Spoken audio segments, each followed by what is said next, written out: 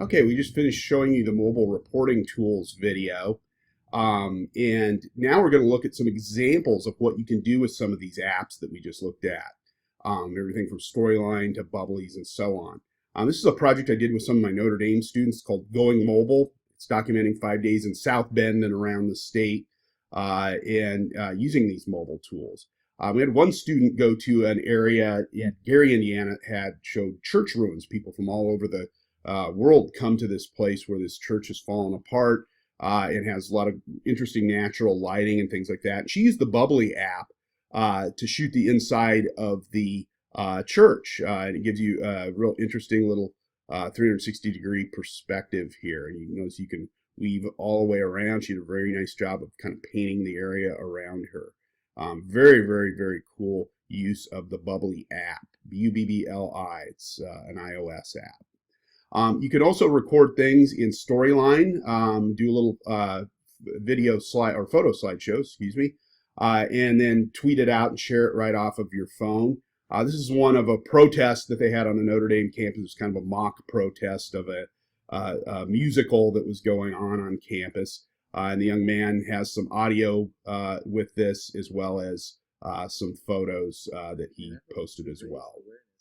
For the Keenan Review, which is February 9th, 10th, and 11th at the Steppen Center, some Keenan residents protested the ticket distribution.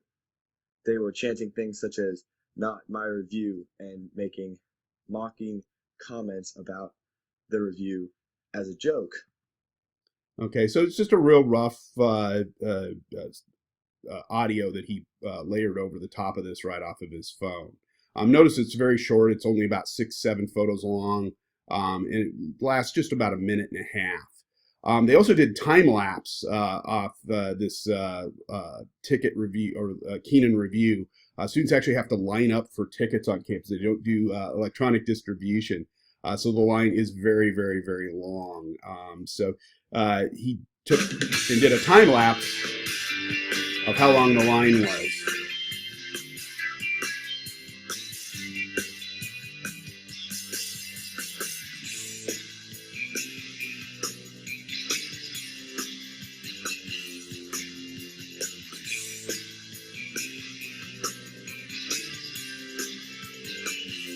Thank goodness it was a warm day in January there because it was a heck of a long line. So very good use of it there. There are a few others here that did time lapses as well. Another student did a Bubbly showing how long the line was, how it weaves around the campus here.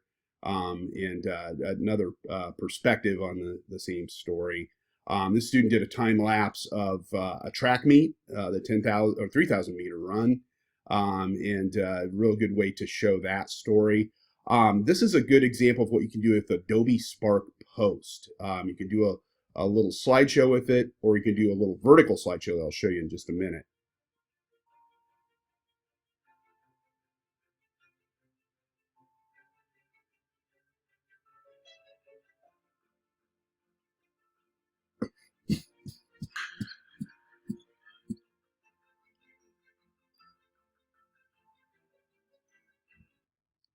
So that's with Adobe Spark Video. Did that right on the phone. Here's an example of a ripple with the text that is layered over the photo and is animated. It'll auto load if you're scrolling through your Twitter account, and it just had some information about this track meet. Kind of previewed it, and as you can see, there's some more slideshows here and things like that. But those are a few of the things that you can do with some of these apps.